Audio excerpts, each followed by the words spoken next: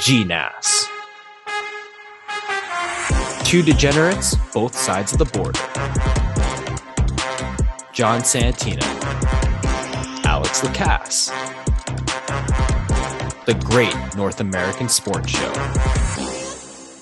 Coming to you from an unseasonably warm seacoast of New Hampshire. This is the Great North American Sports Show. I'm one of your hosts, Alex Lacasse, as we continue to live through this ongoing ecocide. Joining me, as always, from our friendly neighbor to the north in Toronto, Ontario, it is John Santina. John, how are you holding up these days? Pretty good, man. I mean, it's been a little foggy in the mornings here. It's very reminiscent of that movie, The Mist. It's terrifying, quite honestly. But That doesn't sound good. no, right? But like the weather's been surprisingly nice, like after the first couple hours of the day when I'm afraid that a giant spider or some monster might kill me. But I mean, hey, man, weather's nice this time of year too in Toronto, so nothing to complain about other than the Maple Leafs. How about you, my friend?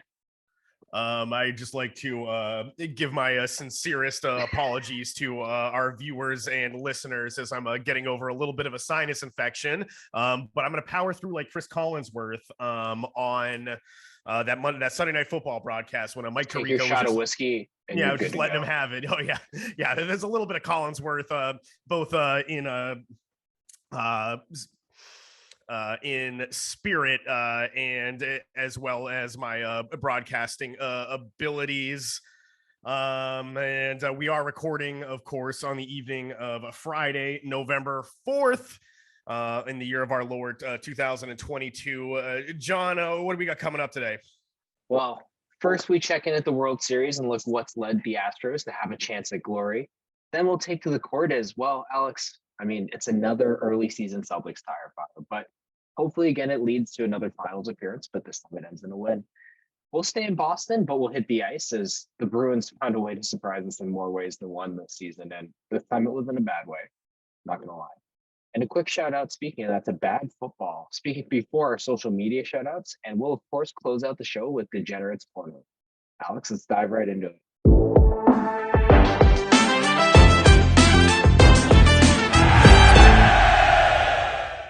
So it's the most viewed World Series since 2018, people. Are you watching? Alex, are you watching? I have been watching, and I'd say that this World Series, it's been competitive. The first two games, certainly Game 5 last night. You had the Phillies coming out swinging in Game 3, and then the Astros came back with a combined no-hitter in Game 4. So I say it's definitely been compelling, and the way the Astros pulled out that Game 5 with two major defensive plays, first by Trey Mancini after the Astros had to pull out Yuri Gurriel. He looked like he had some knee issue, or he got hit in the head on that rundown at third base late in that game. So they put Trey Mancini. Mancini bails him out, and then McCormick, the center fielder, tremendous catch in center field. First when it was Real Muto, right, who hit that ball. I thought that was out, and so I think so, yeah. But for him to make that leaping grab up against the wall, and really. Because I think it would have been one out. Lay your body on the line. Exactly. And that's what you got to do in the World Series. So it's been compelling so far. I'll say that. Oh, and off the top, I just want to give a quick correction from our show last week. I'm a serious practicing journalist, John, and so we were talking about Justin Verlander on the 2017 Astros, and I erroneously was thinking of Garrett Cole. And Garrett Cole was, of course, not a member of the 2017 Astros, but Verlander was the big pickup back when you could still make waiver wire deals post-trade deadline. So I beg everyone's pardon for that. But yeah, back to this World Series. It's John. Okay. I'm sure we'll make some other mistakes throughout our first adventure here on GNASS. Far from the stupidest thing. Far from the stupidest thing I ever say on this show. John, do the Phillies going back to Houston? Do you think they have a chance here?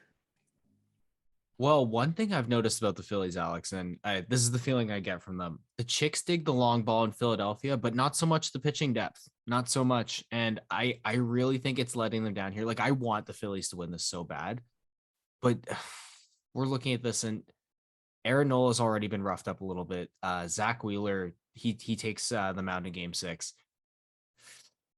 I I like Zach Wheeler a lot, and I think they can at least push this to 7, but I don't think they get this done. I mean, 2 games in Houston is a steep hill to climb, and as we said, like, it seems like the Philadelphia offense has lived and died off of the long ball, and as we know, Houston is a very pitcher-friendly park, and you're not gonna be able to generate, The Crawford boxes, it's not that pitcher friendly. that's a fair point, but I mean, to a degree, they're not going to be able to string together runs in Houston the same way that they did in Philadelphia, especially just like having the home crowd and that energy. Like it's just different. So I think you're right. I think the Phillies at least push this to 7 games. If it hasn't been Aaron Nola, it's been Zach Wheeler this postseason for Philadelphia. So if you're a He's been Phillies fan, clutch. Both of them you have to clutch, have but yeah. every expectation that he's going to come out and pitch well. Where I do disagree with you, I think the Phillies can pull this off. We've seen in first 2019, the Nationals went in there, won game 6 and 7 on the road to beat the Astros. The Braves did it last year. So I don't think it's outside the realm of possibility. And I think if the Phillies do win game 6, all the pressure goes right back onto the Astros, because here it is. Dusty Baker, more talented roster, still hasn't been able to get the job done. And that's not, necessarily his fault. But the Astros had a 5-0 lead with Justin Verlander on the mound in game 7, or receiving game 1.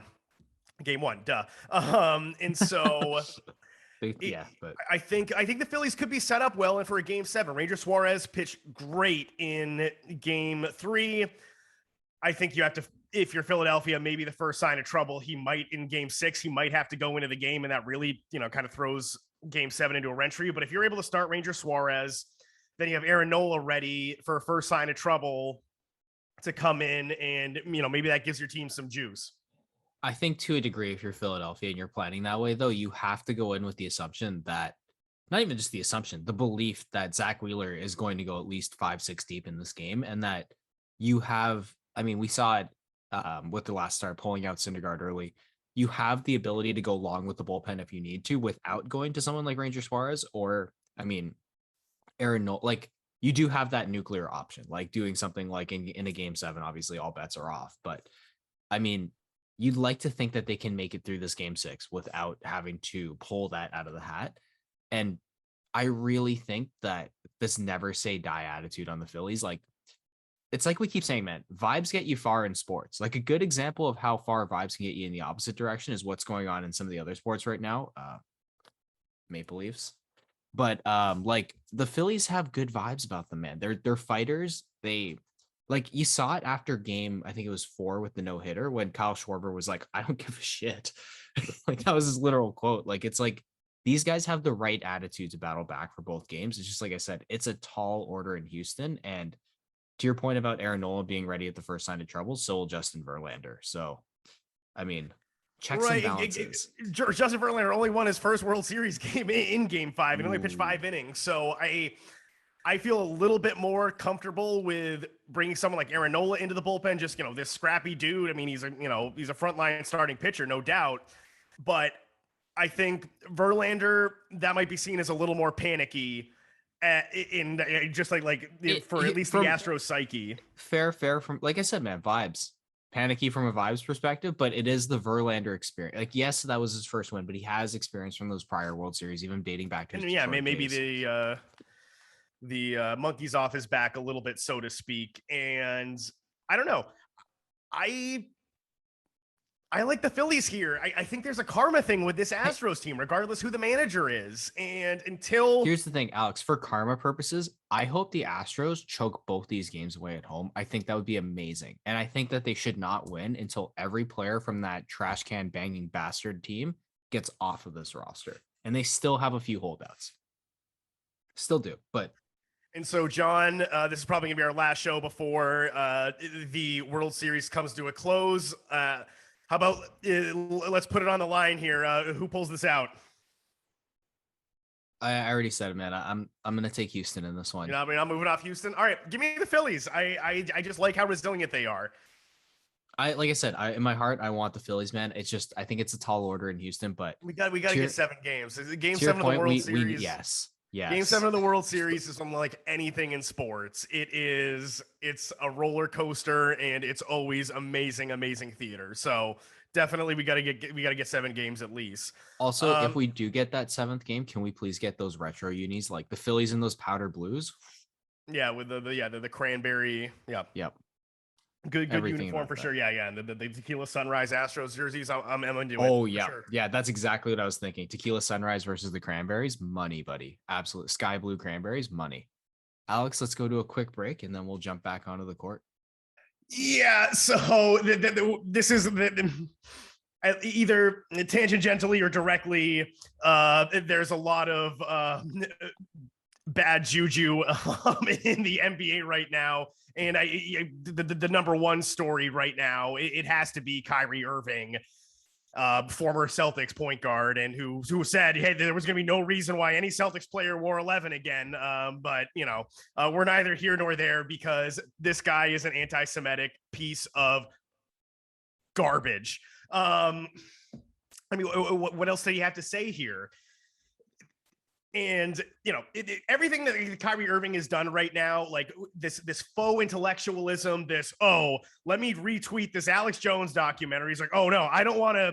My intention was not to re-traumatize the families of the victims of the Sandy Hook massacre. It's like, but like this was a documentary made in the 90s. It's like, like he's really matured himself and he's really gone off the rails since then. And my issue with Kyrie Irving here is it's, this impression that it's like, oh, I really know how the world works. It's like, no, you don't. You're a freaking moron. And the fact that the fellow NBA players here have been more or less silent in directly criticizing him. Kevin Durant today tiptoed around criticizing Irving following this 5-game suspension. And great move, Nets! Like finally, you had the balls, Kyrie to suspend the guy. Everything about Kyrie is just so frustrating. Like he's generally just a piece of shit. If you can call this like ignorance, you can call this whatever you like. He can claim it's ignorance. It doesn't matter. It's all anti-Semitism, and you need to, like, at the bare minimum, like, I don't know, walk back your comments and apologize. Like, well, that's the thing. Like Kyrie Irving had the chance to apologize. Like after the Nets kept reporters away from him for at least a good 48 hours. Then when he finally gets in front of the camera, he can't just say, I don't have anti-Semitic views.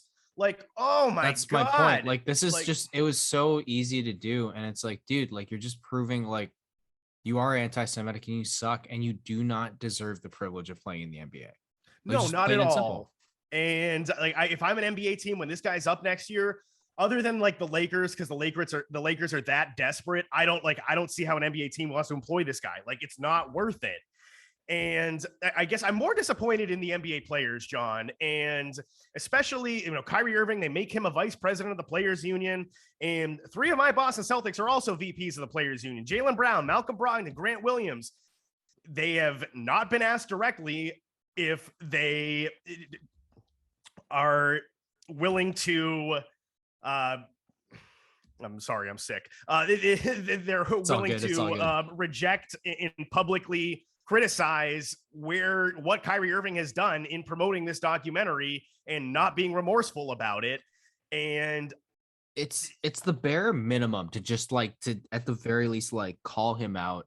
Like, how did it take? It feels like it's taken so long just for him to, like, for the Nets even to like come to this conclusion of suspending him, which is, I also don't feel like that's enough of a punishment.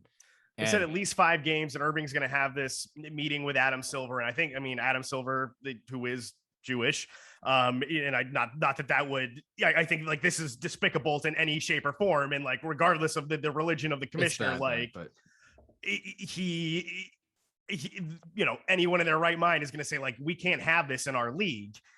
And by the way, if you're one of those people who's like tweeting stuff like, hey, like, this is the side of Kyrie you don't see, like, fuck off. Just fuck off. That's straight up all I got to say to that. Right. And especially Jaylen Brown, who, Kanye West is also in the news for his anti-Semitic views and stances and the public statements in the last couple of weeks. And it took Jaylen Brown longer than he should have to remove himself from the Donda marketing agency. And, I understand that he's trying to stick up for these kids who are now, they're being denied scholarships. And so, like, I on one hand, like, he's trying to do the right thing by the kids that did go to this Donda Academy. But like, what was being taught in that Donda Academy? Like, I think that's problematic, or at least that's worth, looking into. No, 100%. And it's not like there's no good way to spin this. And it's to the point of like Alex, let's look at this more from like the other perspective. If you're the Nets, where do you go from here? We all know that they're not going to make the right decision, but like, what would you do if you were in charge of the Nets? If the Nets want to do the right thing, they should never have Irving play for them again. And I'm looking at all my options of recouping any of the money that I'm paying him this year. But I think the large issue here is now you have players like Kyle Kuzma tweeting like, "Oh, guess you can't tell the truth anymore." Like, are you stupid? Like, that is the verbatim tweet. Like, "Oh, I guess we can't tell the truth anymore." Like, what truth are we talking about, Kyle Kuzma? Like, I don't get it. And the NBA players are not doing themselves any favors here, because this is completely different than the situation that they face with China. And I think the NBA players say, "Oh, you're willing to stand up for human rights for George Floyd, for instance. You have the Wildcat strike in the bubble, and then they've been criticized because they're not willing to stand up for human rights in China." And that's a much stickier issue that we could do a whole podcast on, John. I just think that the players lose all credibility here. They do, and it fits into that same sort of mold of like, if you're going to stand up for, it doesn't matter where your ties are in terms of like the investment on your team. You have to stand up for what you believe in is right, and for what is right. And this is just so clearly wrong, because there's just no good way to spin it. That's it. Like, I just don't see, especially from someone like you brought up, like the other players, like, is Kyrie that good at basketball that you're willing to support comments like this? Like, and it's just been like it's almost like Antonio Brown, this enormously talented player, and you just saw this decline as a human being.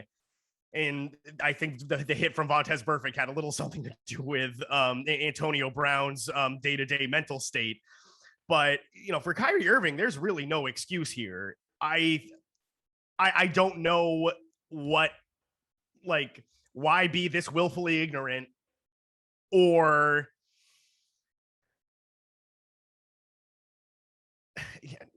I just don't. It's not good, man. You know what? That's enough on that, man. Let's just move on to the next thing. Yeah, because Kyrie Irving, in this suspension and the subsequent reaction or non-reaction by the players, that overshadowed the other PR bullet that the Nets were willing to take. And that was to, at least, it hasn't been finalized yet, but that is to, by all accounts, they're going to bring in Ime Udoka as their coach after they fired Steve Nash. Yes, promptly firing Steve Nash after it looked like my prediction about them, about their off-court discourse, appears to be coming true. They fire Steve Nash. Unfortunately, I love Steve Nash. And Ime Udoka, who's been under fire for a number of off-the-court things himself, is now the coach who they want to bring in to run the ship. Alex, this just feels like, I mean, Ime Udoka is a great coach, don't get me wrong, but this feels like they are a magnet of dysfunction. And I mean, how are you looking at this if you're like a Brooklyn Nets player with Ime Udoka coming in? I mean, this is like the Isaiah Thomas Knicks when he was the GM there. Just complete incompetence, top to bottom. And well, at least Woj helps him out with the news. Yeah, at least they have quite they have one great spin doctor in ESPN NBA insider Adrian Wojnarowski.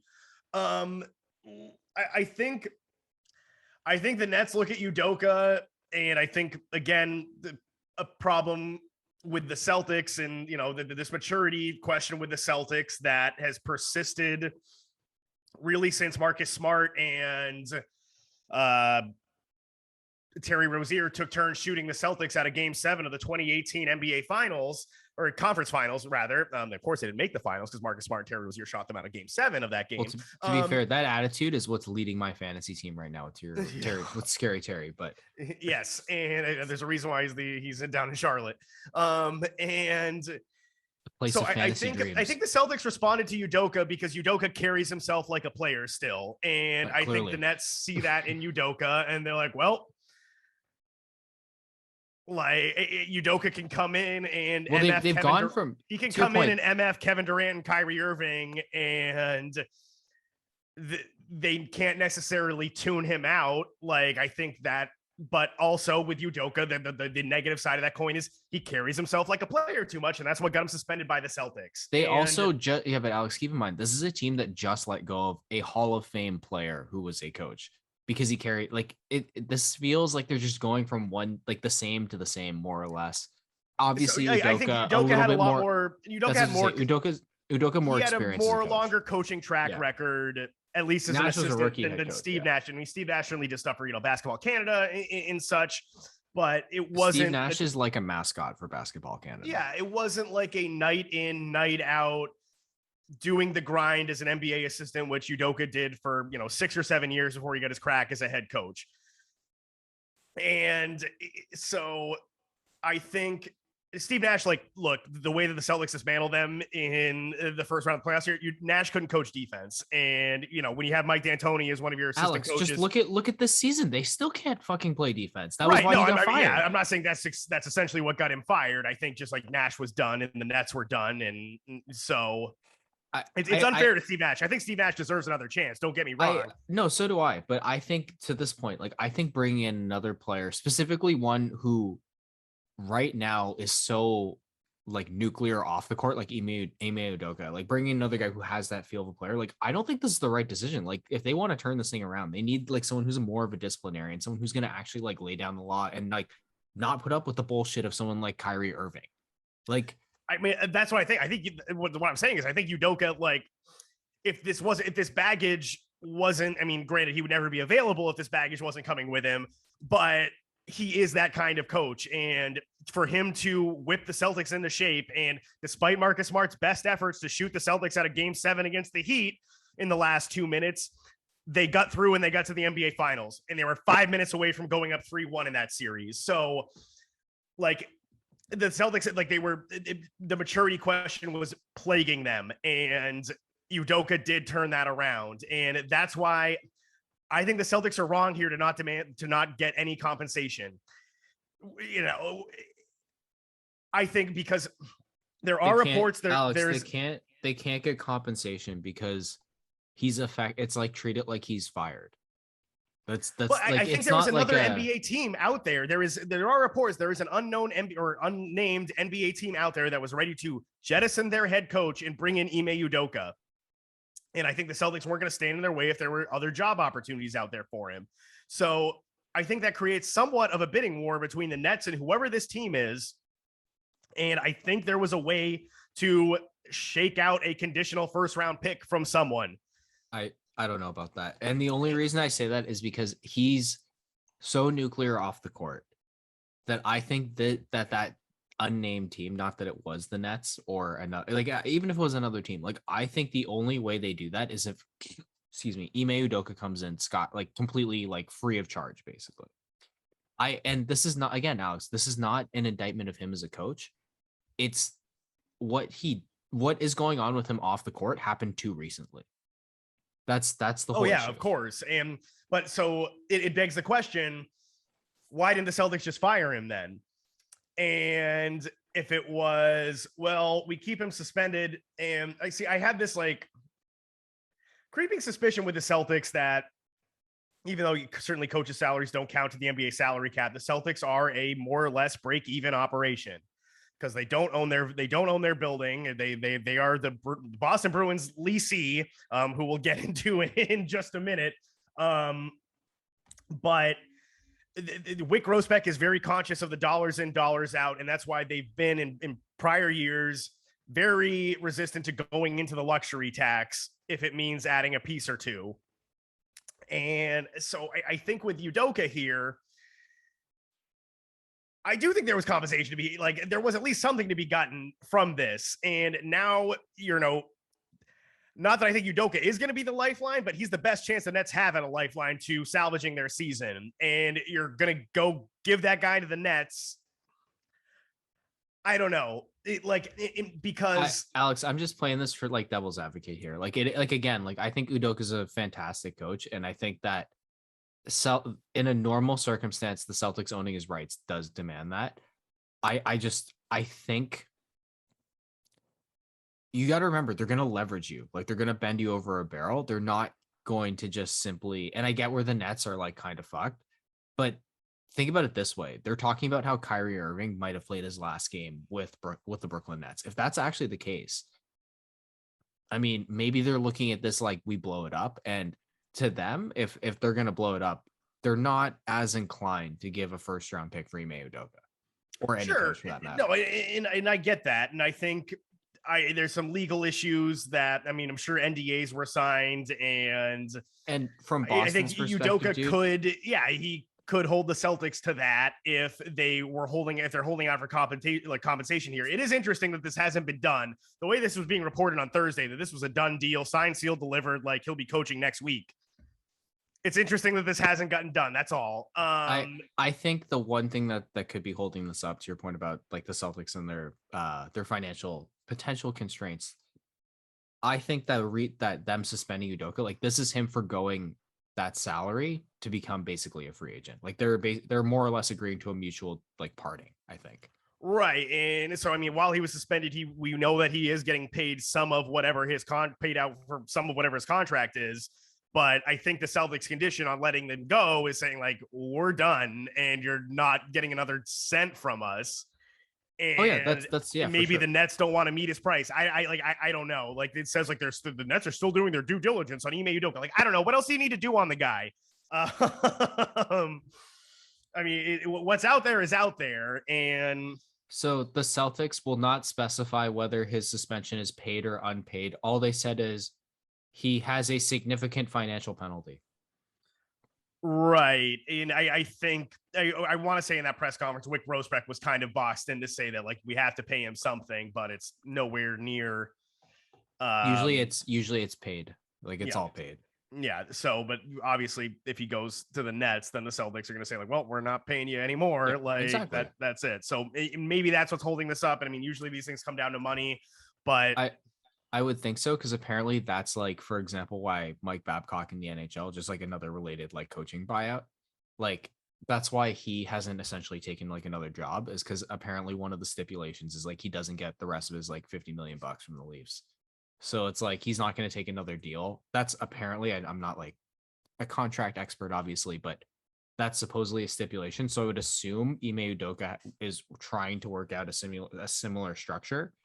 And to your point, if Brooklyn's not meeting his price, and this is my point about them not really caring because of his off the court issues, if they're not willing to meet his price, man. And I don't see them budging on that. Right. And I guess if you're Udoka, then to get this job, if you really want to take the job and not, instead of sitting at home with no one to sexually harass all day, I guess you just got to you got to bite the bullet on this one. But good luck with that, Nets. Alex, we'll move on to another Boston story that it's really circulating for all the wrong reasons away from the actual sport which the team plays. But you see what the Bruins signed, Mitchell Miller, by the way, this past, I guess it was today. Yeah, John. So I wanted to ask you, because I don't know the hockey prospect ranks as well as you do as our in-house hockey expert here, but certainly maybe you just want to give our listeners and viewers just a background of who this guy is and why. Yeah, I'll dive into it. Yeah, why he's such a controversial figure, to say the least. Also, I'm so glad we're going to end on another segment. First off, I just want to throw this out there because we're talking about 3 consecutive pieces of shit. Mitchell Miller is a piece of shit. I was really hoping to talk about how the Bruins are a fantastic hockey team and they're probably going to wax the Maple Leafs, even though they're visiting Toronto. But instead, all morning skate, they're probably going to be peppered tomorrow with questions about Mitchell Miller. Mitchell Miller was initially drafted by the Phoenix Coyotes in the 4th round. During his draft year, he was graded out as like a potential 1st or 2nd round pick talent. He fell down draft boards because it came out that when he was 14 years old, he was convicted of bullying and mentally abusing really one of his classmates who like he was not only racist to his classmate, but his It was classmate a mentally disabled exactly. I was getting to that, and child of color. and it the point and the bullying got to the point where they would make him do things to the degree that this child felt that he needed an AIDS test. So it was very bad. And this went on for years after the incident in which Mitchell Miller was convicted. And you want to know the craziest thing, Alex? This fucking guy still hasn't apologized to this day. He apologized in the form of an Instagram DM after a week before he signed his contract with the Bruins. Eat shit, Mitchell Miller. Eat shit. Like, I get that so he's a right-handed defenseman. He was USHL Defenseman of the Year, I guess, like this past year. I don't watch USHL hockey. I assume he was just picking on kids who were like 16. He was a dominant force, even in his draft year, though. And he plays a scarce position, right-handed defense. But, dude, like, if you're a Boston Bruins player, knowing that this kid has been kicked out of, well, the Coyotes renounced him. University of North Dakota kicked him out. The OHL banned him because he also refused to apologize. So he's only gone through one league successfully, and we know he hasn't apologized. Like, if you're Patrice Bergeron, like, dude, I'm going to Don Sweeney's office right now, and I'm like, what the fuck? I don't want to have, like, what the fuck? Yeah, and so supposedly Don Sweeney in his press conference today, he said that supposedly they did talk with the team leadership, and knowing how this Bruins team operates, and again, I'm not a Bruins fan from New England, but you know, I do consume them from afar, and this is just par for the course with this franchise. Yeah. It's what happens when you have entirely absent ownership in the form, like you have old man Jeremy Jacobs, the C. Montgomery Burns of the NHL. You know, he's up in his palace in Buffalo. All he looks is the spreadsheet at the end of the year. It's like, oh, did we get home playoff dates to bump up that bottom line? Great. No, great season for the Bruins. Great season for the hockey line item. And then, you know, Charlie Jacobs, who I guess is kind of sort of assumed the day-to-day ownership of the franchise. The dude's out playing polo, 8 months a year. So Cam Neely is essentially, hockey czar, or, team czar, and he just has his buddy Don Sweeney that insulates him from any real accountability. And so it's a terrible look for this team. And unsurprisingly, like, you take the best story in New England right now, the 10-1-1 Boston Bruins, and best team in the league by far, like a mile. Like, best team in the league by a mile without their best defenseman. Exactly, without arguably their best player in Charlie McAvoy. And let's pump the brakes on that when they have a Pasternak on the team still. Yeah, true. Yeah. We'll see for how long that lasts. Yeah, right. But so it's just, this is the Bruins just shooting themselves in the dick once again. Yeah. And like I said, like it's to me, like, it reeks of like that classic, like, this guy would have been basically a 1st or 2nd round pick, but because exactly what we talked about just in the last 2 segments, it's like, because he's so nuclear away from the ice, it's cool. Like, we can sign him for nothing. And it reeks of a move like that. It's awful. It's just awful to see. And like, it was heartbreaking to see, like the mother of the victim. I apologize. I forget his name. I'm just looking it up now, but his first name is Isaiah. I know it's 1 second. Isaiah Meyer Carruthers. Seeing Isaiah Meyer Carruthers' mother on the news today, it's heartbreaking. Like, heartbreaking. And like, dude, like, you're the best team in hockey. Be better. Be better. That's it. Like, just simply just be better. Like, you can't be caught doing shit like you can't be like stuck doing shit like this. Like, You are too good. Like the Bruins are an institution. Like when they draft players, they find ways to mold them into the culture of the Boston Bruins, turn them into these tough, these physical, hardworking players that people just love to watch. And at the same Can't time, shoot, but yeah. they may not put up a ton of points all the time, but they may be shitheads sometime on the ice. But they're tough, they're physical, they're fun to watch in the playoffs, and they play that old. They remind you of old style hockey, and it's like to have such a team that has such a strong culture. To see them almost bend from that to sign this fucking kid, like, are you kidding me? Like, Yeah, it seems as though, like, I mean, for a kid that, he fell all the way to the fourth round, like you said, it just doesn't seem worth it. And John, before this news broke this afternoon, really, I did want to ask you about what had the Bruins done to get off to this start, because everybody in Boston was saying they thought the roster was a joke. You have to bring David Krejci back from the Czech Republic just to have any real center depth. And is it just that the team more or less quit on Bruce Cassidy, or has Jim Montgomery completely changed changed how the way this roster works? And are they a real contender? I think, well, they were, the Bruins have always been a solid team. That's for sure. I do think they're not as good, or I think their record is definitely inflated, but they are, like I said, a fantastic team. I think they're a lock for the playoffs like they always are. Linus Olmark's really turned the ship around from last year being a bit unsure of himself to he's just been rock solid this year and fantastic. And they're doing all this, like Hampus Lindholm's look like old Hampus Lindholm.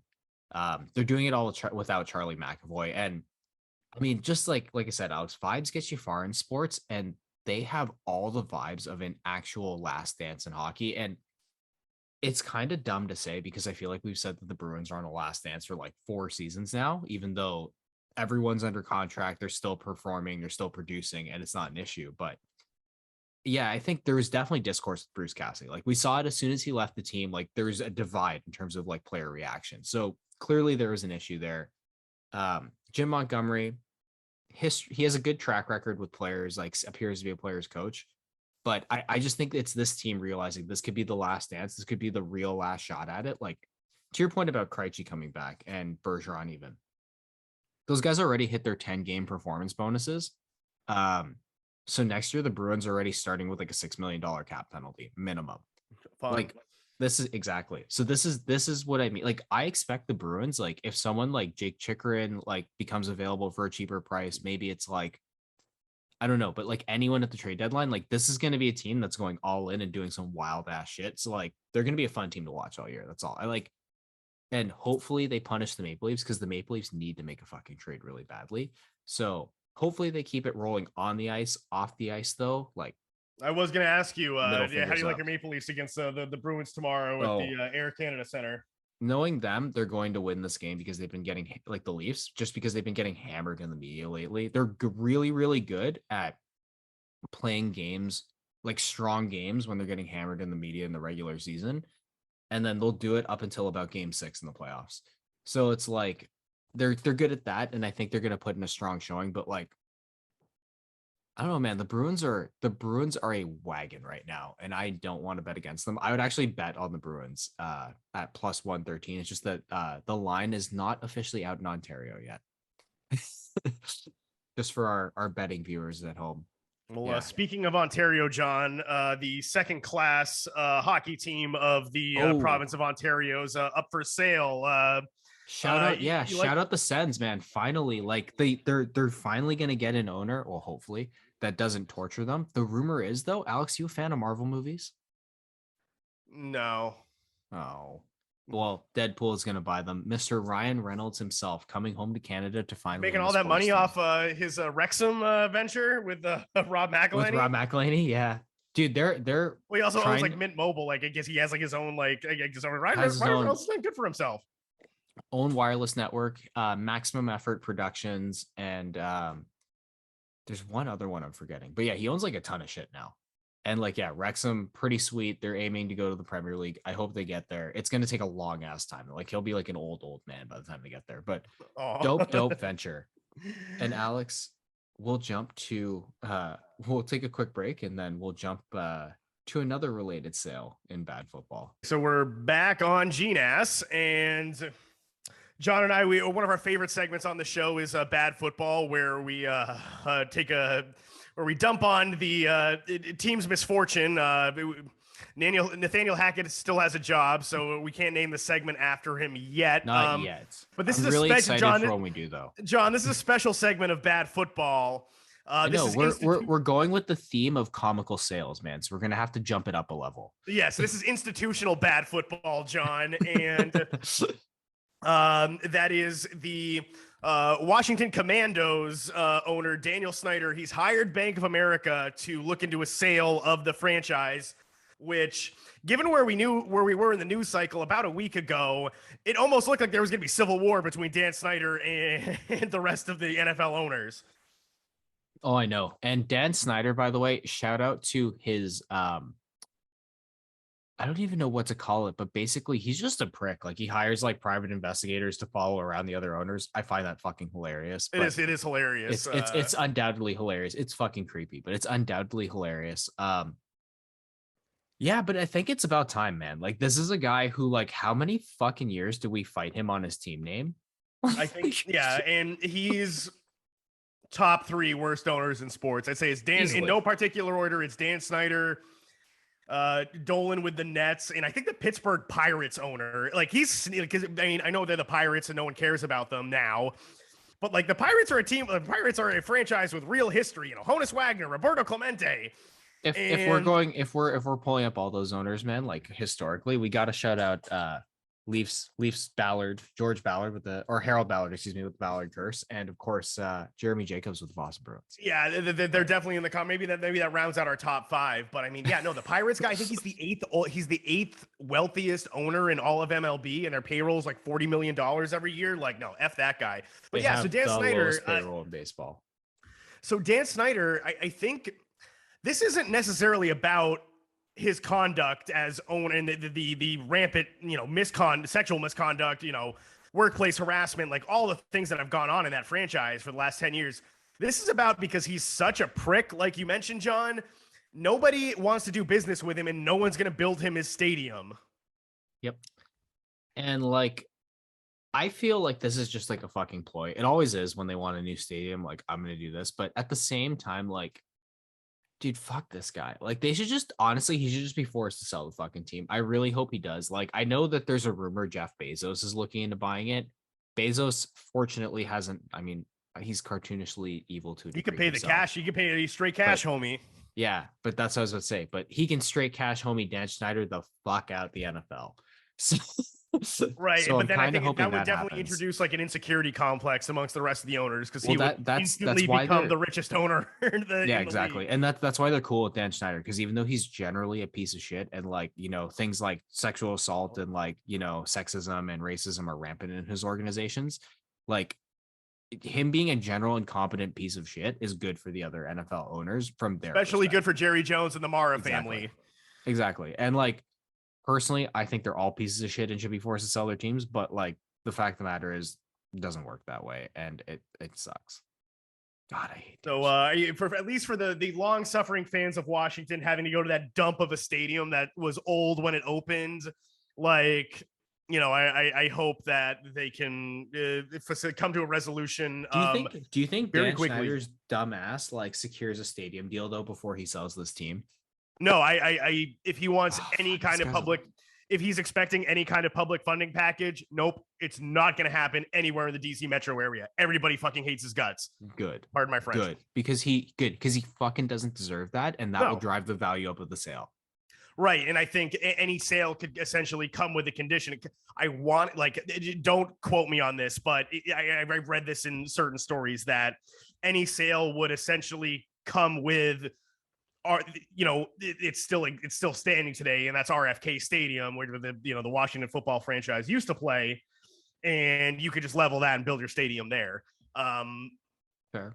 So I think that might be a part of the deal. Yeah, but you know these billionaires, Alex. It's all about using public money. Yes, yeah. Why use your own money when the subsidize my public's $1 billion right there? operation, please? Why use your own money when the public's right there? Yeah, exactly. Anyways, this has been a kind of a dark and gloom episode of GNASS with all the Yeah, it's multiple been PR bad. crises. At least we got the World Series. Thank God. Fingers We crossed. should have. Games. Fingers I feel crossed like for we. 7 games. I feel like we should have ended on that one just because it's a little bit happier. Yep. But we'll transition to this week in social media, and just to reiterate what a real POS Kyrie Irving is. Just because we highlight that social media is mostly a cesspool on this show, even though just life happens a little bit too fast online. We will slow things down and bring to you definitely the cesspool this week. Hashtag I stand with Kyrie Irving, because there's other faux intellectuals out there that I guess I don't know if they clicked on the link that Kyrie Irving tweeted out and they thought that he was somehow telling the truth by, spreading this, nonsense and, anti-Semitic content from, King of POSs and Alex Jones. But, I'm talking to all of you out there who've tweeted this hashtag, and I don't want to share a society with you. I don't. I really don't. And Just like all of you, just fuck off. Yeah, please, A, get off the internet, and B, if you fall into a sinkhole, then well, also cool. Yeah, I mean, also cool. That's the way she goes. Alex, in lighter news, one tweet that I did have from ESPN, specifically NBA Central, it sounds like it will be Kyrie Irving's last game with the Brooklyn Nets. So happy trails to that fuckface. Hopefully they send him to Siberia or some shit, and hopefully he never plays in the NBA again. But I mean, yeah, no, that would actually be great if he took his intellectual BS to Russia. And that'd be fantastic, actually. Yeah, knowing the NBA, he'll be on the Lakers next season. So, oh god, that would only be great if no, because Russell Westbrook's up. So never mind, they wouldn't play on the same team. No, they could bring him back. Veterans exception. Oh yeah, that's true. That's true. As long as he's willing to take a pay cut, man, we could have one of the greatest soap operas on the court ever. Maybe as the sixth man, and Russell Westbrook would just choke him out for being a real. I don't question Russell. I don't question Russell Westbrook's heart. That's the one thing I don't question about the guy. Hopefully, just like if you're someone in the NBA, just throw a bow at Kyrie. That'd be nice. Just like elbow, face, done. Yep, please. Alex, I think we can end on a lighter note, though, because that brings us to everyone's favorite segment of the show. It's time for Degenerate's Corner. Sometimes she goes, sometimes it does. She didn't go. That's the way she goes. 22 black, 22 black. Son of a bitch. The fucking way she goes, he said. Oh, no. Why did I bet the company payroll? Oh, Gil's in a lot of trouble. Can the boys beat the number? We'll find out on Degenerate's Corner. It's the way she goes, buddy. The fucking way she goes. Is it really that much of a lighter note, John, when the Giants drop 2 effing punts and give the Seattle Seahawks? Don't fucking remind me, dude. That was so fucking. Oh my god. Fuck that guy, dude. He screwed us. Literally, he turned them from.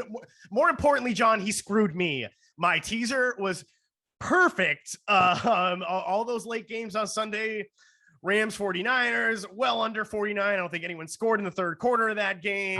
How do you drop 2 punts? Like the aforementioned Washington Commandos, Colts starting gunslinger Sam Ellinger. Well under 45.5. Nope, but the Giants couldn't cover 9 freaking points against the Seahawks. I spotted them 9 points in my tweezer, John. I'm losing my voice because I'm so distraught. 2 drop punts and a new returner later next week. Alex will hopefully bring us some luck. But what is your best bet this week? Because I'm done talking about the Giants dropping punts. It's going to give me a fucking cardiac because I have to watch the Maple Leafs play the Bruins tomorrow. So I'm going to go back to the well one last time with the 3-team teaser. And then depending on how this week goes, we may have to adjust the recording time to so I can get more NBA bets up into my best bets. But so and when I put this in, Patriots were 6-point favorites over the Colts. We're going to tease them down. So we make that a pick 'em over the Colts. So give me the Patriots over the Colts at home. Bungles are on the road. They were 7.5-point favorites. We're going to tease them down to -1.5 through the key number of 7, through the key number of 6, through the key number of 3. Hopefully they can get a 2-point win on the road over the Panthers. We don't tease through 0, John, but the last time we did, that teaser did hit when I took the Chiefs. I bagged on Kirk Cousins a lot on this show, John. But now he has TJ fucking Hawkinson. That's right. The Vikings traded for a big trade. They bring in TJ Hawkinson from a division rival. And Aaron Rodgers probably shit his pants when he saw that too. They were 3-point favorites against the Commandos. Pardon me. I don't think the Commandos are very good, John. And I like to think the Vikings, even with Kirk Cousins starting, get some revenge on the Washington football franchise and lose by no more than a field goal. And that 3-team teaser gives you a +160. Alex, I like that. Where are you looking, John? We do not bet on bad football teams. So I bet on teams that are in first place that are probably bad football teams. So I'm going to take the Titans. Why? Because they have a 2-possession cushion against the Chiefs. Now, I don't know if this is the greatest bet on earth, but a 2-possession cushion for a first place team should be back door certainly wide open. They should be able to cover this. It's 12.5 points. I'm going to take it. It's -110 as my best bet this week. We know how numbers work in terms of the double-digit covering. It's normally a pretty hard lock, provided that it's not a horseshit team. And like I said, the Titans aren't the greatest team, but they are in first place. So I'm going to put some faith that they can cover this 2-score gap. Yeah, you keep the ball out of Mahomes' hand, keep running it. Just I don't know if I had the temerity to take that, John, but I don't hate it. I have faith. I have faith because there is a track record here of Tennessee being able to not necessarily win, but keep them at bay. Keep in mind, we're just betting to keep them at bay. We don't need a win. We just need them to not get demolished. Alex, that brings us to parlays, my friend. What is your long shot or parlay this week? So yeah, old Alex had a pretty decent week, not necessarily with bets related to this show. So I'm back. We got a combined NBA, NFL, and college football parlay. We were recording again on Friday, November 4th. So these NBA games are on Saturday. We're going to take the Nuggets over the Spurs on the money line, the Bucks over the Thunder on the money line, and the Celtics over the Knicks on the money line. Celtics are coming. The Celtics play tonight against the Bulls. They have to go on the road. I mean, it's a short distance between Boston and New York, so the travel's not onerous. And the Knicks are the Knicks. The Celtics need to take care of business. And the Knicks are the Knicks. So the Celtics need to take care of business here. These next 2 games, they already lost to the Bulls. They lost 2 in a row to the Cavs, and not consecutively, but like Celtics, they need to again reestablish themselves after some disappointing play these last few games. In the college ranks, we got TCU over Texas Tech. That's the only college game on this slip. TCU's at home, so you think they can beat Texas Tech there. TCU's got a lot to play for. Texas Tech has nothing to play for. In the NFL, I have Bills over the Jets. The Bills can't beat the Jets, then this league really is just mediocre top to bottom. Hey man, I'm gonna take the Chiefs over the Titans. Given John's best bet, I think there's a healthy middle ground of about 12 points that the Chiefs can beat the Titans by. Casual 40 to 30 game is what we're aiming for. Absolutely. And then the last game, Monday Night Football, Lamar Jackson. The Ravens need to beat the Saints, and I think that's more than doable. Again, weird stuff has happened on Monday Night Football, but the Ravens should be able to take care of business. There's been, major upsets the last 2 weeks, and I think I'd like to hope things regress to the mean on Monday night. John, where you're going? Oh, altogether that's +700. Not the juiciest, but I'm somewhat limited by the constraints of our recording in terms of laying more NBA action into that parlay, but yeah, still enough there for you to chew on. We're going to have to move some of these dates just to make sure we can get some more NBA games in. For mine, I did a football is fun parlay, both NFL and English Premiership, with our new unofficial Canadian betting partner, The Score. Because The Score doesn't need VPN, so more fun for me.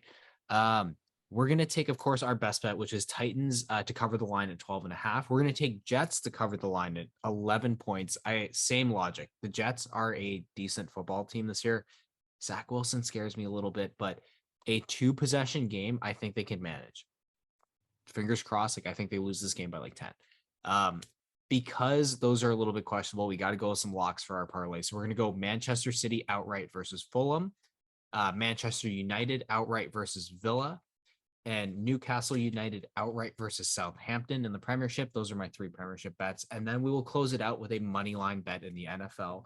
We are going to take the Seattle Seahawks on the money line versus the dysfunctional Arizona Cardinals. Now, I'm betting fully on dysfunction, as our listeners know. I love betting. COD has come out. Kyler Murray is deep in. Oh my God, we talk about Kyrie Irving way too much on the show, but yeah, Kyler Murray is he's down in the foxhole with the boys. So I think at least Geno Smith is about football this year. Yep, and Geno is balling right now, and that is what I'm betting on. I love betting on dysfunctional teams to lose, as our listeners know. So I'm betting on it again, my friend. And yeah, this is when the Cardinals typically turn into pumpkins. Yep. And with the lights on them this year too, with Hard Knocks. But as we always say, Alex, may the odds forever be in your favor. Same to you, John. Do you have any parting thoughts for our lovely listening audience? Only one. If you're a Leafs fan, jump on team, fucking trade someone. I'm right there with you with the Celtics needing to trade Marcus Smart, but also a shout out. Maction returned this week, John. The Middle America Conference. It's all the directional schools in Ohio and Illinois and Michigan. And somehow I think UMass is in there. And we just had Degenerates Corner. Like it is a delight, John, to have some football to we always like additional action. Yeah, just a little football to scratch your itch between Monday and Thursday. It gets the job done. Don't forget to like, subscribe, hit the bell on YouTube. Follow us on Twitter at the GNASS and all of our other social media channels. See you next week, John. Find us on Spotify. And also, that's right. Quick shout out to the boys in Boston, Pat, Adam, Don, Sam. Thank you for listening, boys. We love you.